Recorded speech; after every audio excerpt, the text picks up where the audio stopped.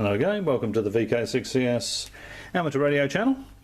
If you're watching this in Australia, probably a good idea to hit stop now, just in case. So I'm going to be showing you how I made a slingshot to put up my wire antenna. Okay, here it is. For those of you not in Australia, slingshots are illegal in Australia. You can't buy them. So if you need a slingshot to put a wire antenna up, you have to fabricate something yourself. So what I did was I went to Ranger Camping to see if they sold slingshots, funnily enough, and he told me that no, they're illegal, and I saw this thing there. And when I saw it, it was completely circular. That circle was completely made. There's some notches round here as well, like this one. And I said, "What's that?" And he said, "Oh, it's a jerry can spanner." Oh, it's only a few bucks. I said, "Okay, well, I'll have one of those," because I could see this shape when I looked at it, if you know what I mean. So cut the top off, cut the little notches out like this, drilled a couple of holes. I bought some 3mm shock cord, which is what this is, like bungee cord stuff. It's not great, but it's plenty good enough for getting a small fishing weight over a branch 10 or 15 metres high. Now what I actually used for the launcher on my slingshot, and this is really tough stuff, it's leather, but where I got it from was I cut it,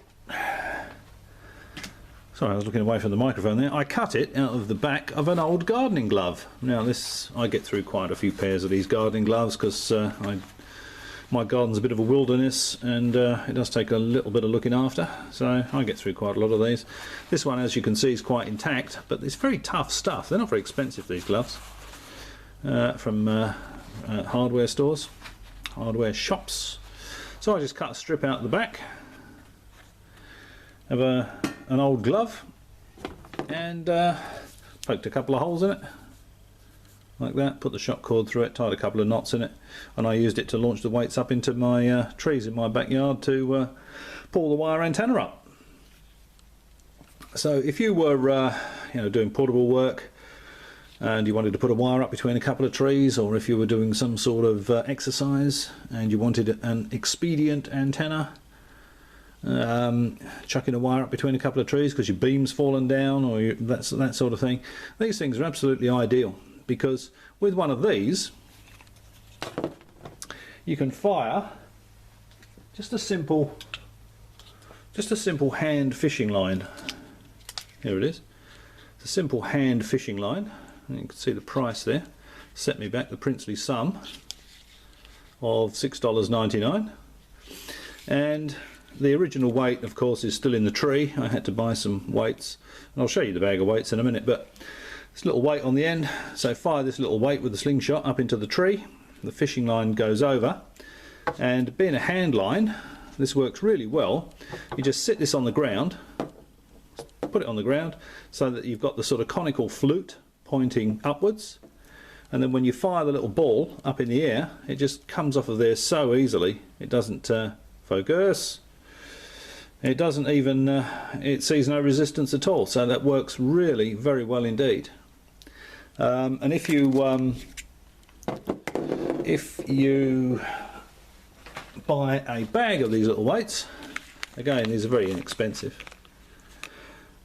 If you've got a slightly more powerful slingshot, you can tie 2 of those on there, or 3 of them on there, and fire them up as high as you like. So there you go. There's the wire antenna kit. So use the slingshot to fire the lead weight on the handheld fishing line.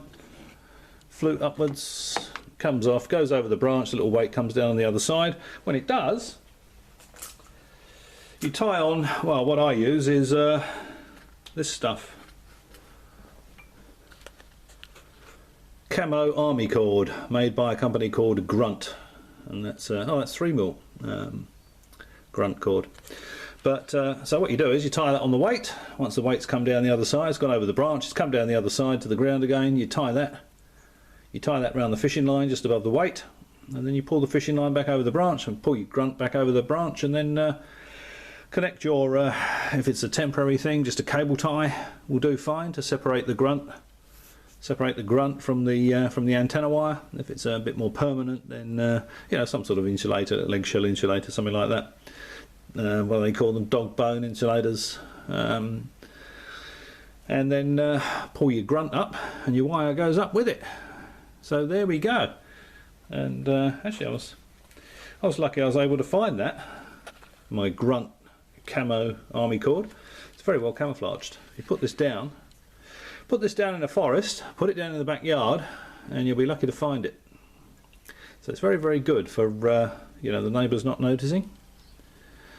So there we go. That's the easiest way I've found anyway. Put a wire antenna up between a couple of trees.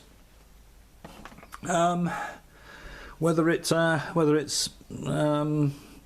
semi-permanent, permanent, or temporary. If you're just playing around with a bit of HF and you've got a couple of trees handy, a very, very easy way to get a wire up between a couple of trees and have a bit of fun on HF. Alright, well, I hope you found that interesting, and I'll catch you next time. As always, thanks for watching.